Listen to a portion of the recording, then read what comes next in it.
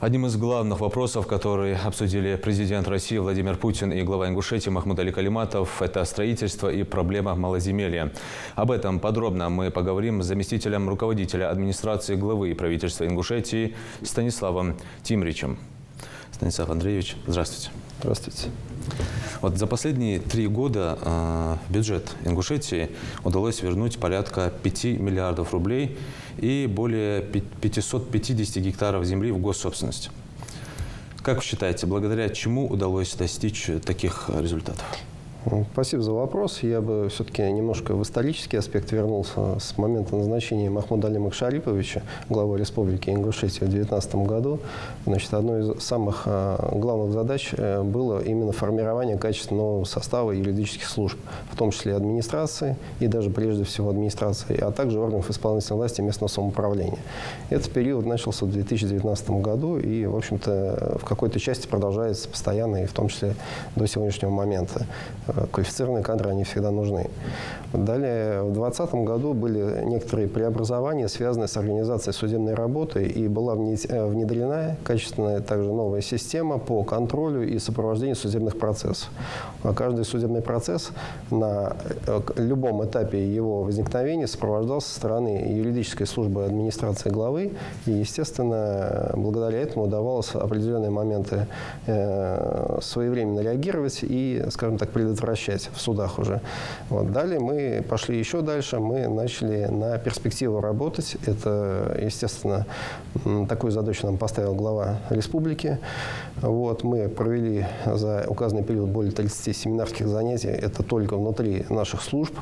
То есть все службы ежегодно у нас по несколько раз проходили неоднократно различные мероприятия, где рассматривались сложные вопросы судебной практики, в том числе с участием соответствующих специалистов.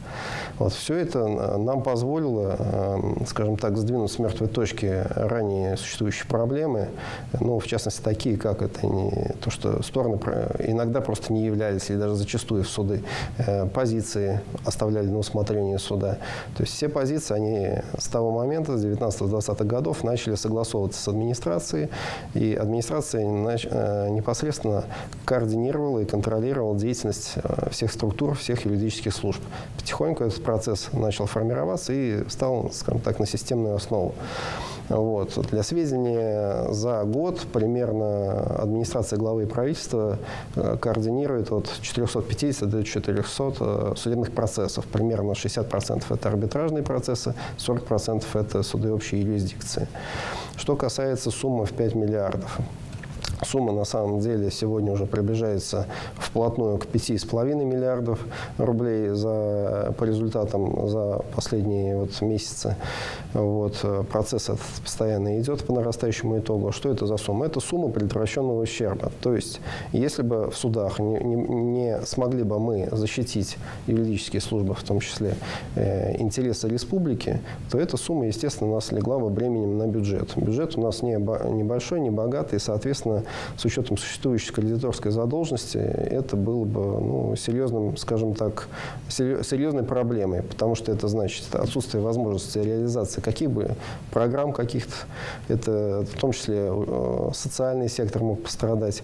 Вот благодаря тому, что в судах удалось предотвратить это, сегодня мы смогли существенно продвинуться по снижению кредиторской задолженности, вот, фактически ее нивелируя благодаря главе республики Махмуду-Али Макшариповичу, правительству республики.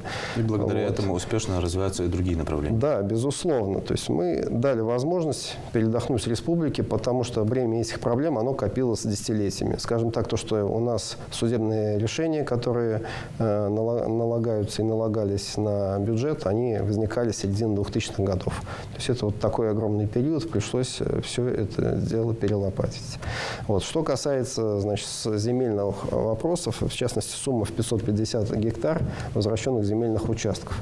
Это примерно около 800 земельных участков стоимостью примерно 750 50 миллионов рублей. Вот.